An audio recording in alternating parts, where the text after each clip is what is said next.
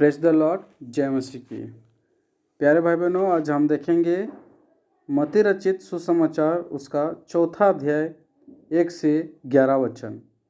लिखा है, तब आत्मा यीशु को जंगल में ले गया ताकि इबलीस से उसकी परीक्षा हो। वह 40 दिन और 40 रात निराहार रहा। तब उसे भूख लगी। तब परखने वाले ने पास आकर कहा, यदि तू परमेश्वर का पुत्र है तो कह दे कि ये पत्थर रोटियां बन जाए। यीशु ने उत्तर दिया, लिखा है, मनुष्य केवल रोटी ही से नहीं परंतु हर एक वचन से जो परमेश्वर के मुख से निकलता है जीवित रहेगा। तब इबलीस उसे पवित्र नगर में ले गया और मंदिर के कंगूरे पर खड़ा किया और उससे कहा, यदि तू परमेश्वर का पुत्र है तो अपने आप को नीचे गिरा दे, क्योंकि लिखा है, वह तेरे विषय में अपने स्वर्गदूत को आज्ञा देगा और वे तुझे हाथों हाथ उठा लेंगे। कहीं ऐसा ना हो कि तेरे पांव पत्थर में ठेस लगे। यीशु ने उससे कहा, यह भी लिखा है, तू प्रभु अपने परमेश्वर की परीक्षा ना कर। फिर इबलीस उसे एक बहुत ऊंचे पहाड़ पर ले गया और सारे जगत के राज्य उसका वैभव दिखाकर उससे कहा, यदि तू गिरकर मुझे प्रणाम करे तो मैं यह सब कुछ तुझे दे दूंगा। तब यीशु ने उससे कहा, हे शैतान, दूर हो जा, क्योंकि लिखा है, तू अपने प्रभु परमेश्वर को प्रणाम कर और केवल उसी की उपासना कर। तब शैतान उसके पास से चला गया और देखो, स्वर्गदूत आकर उसकी सेवा करने लगे। आमीन। तो प्यारे मसीह भाई बहनों, यहाँ पर यीशु की परीक्षा के बारे में बताया जा रहा है। माफ़ कीजिएगा, बीच में थोड़ा गड़बड़ हो गई थी। इसमें यीशु की परीक्षा, अब आपके मन में ख्याल आता होगा, सोच आता होगा, सवाल उठता होगा कि यीशु मसीह की परीक्षा शैतान कैसे ले रहा है।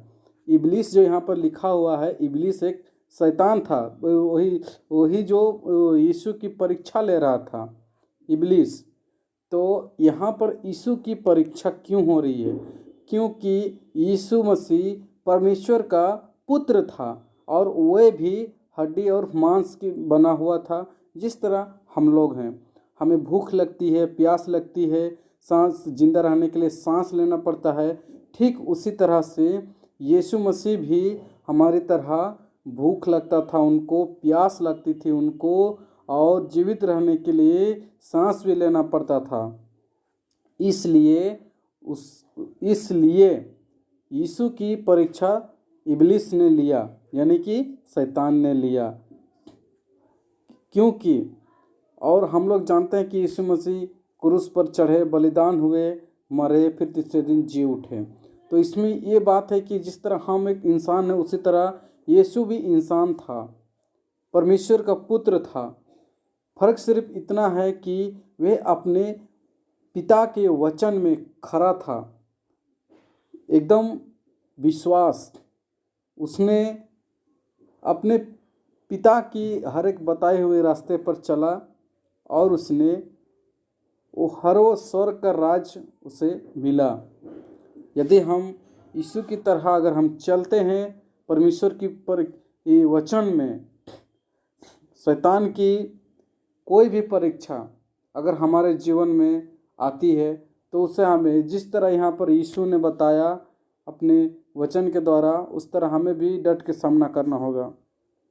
तब जा कर के हम परमेश्वर के राज्य में प्रवेश करने पाएंगे। क्योंकि यहाँ शैतान 3 चीज़ को दिखाता है, यहाँ 3 चीज़ का लालच देता है, और लालच के कारण ही आज लूसीफर पाप में गिरा और उसको आग में धकेला गया। क्यों? वो लालच था उनके मन में। और यहाँ 3 लालच इबलीस भी यीशु मसीह को देते हैं। पहला, उसका कहते भूख जब लगता है तो रोटी का देता है, तो उसमें भी परमेश्वर कहते हैं कि मनुष्य केवल रोटी ही से नहीं बल्कि परमेश्वर के वचन से भी जिंदा रहता है। और फिर उसको एक गांव लेके गया और उस गांव के सॉरी वो मंदिर के ऊपर खड़ा किया और उसको कहता है कि अपने आप को नीचे गिरा दो। तो उसमें भी परमेश्वर यीशु मसीह कहते हैं कि अपने परमेश्वर की परीक्षा ना कर। इस तरह से उसने 2 बारी लालच दिया। फिर उसने तीसरा बार उसने पूरे राज्य को यीशु मसीह के नाम करने के लिए लालच दिया। फिर भी यीशु मसीह क्या किए, अपने परमेश्वर की बताए हुए वचन पर चले। फिर वहाँ से शैतान भाग गया, क्योंकि यीशु मसीह जानता है कि शैतान का दिया हुआ हर वो धन दौलत सिर्फ इसी चंद घंटों का है। और अभी देख सकते हैं कि यीशु मसीह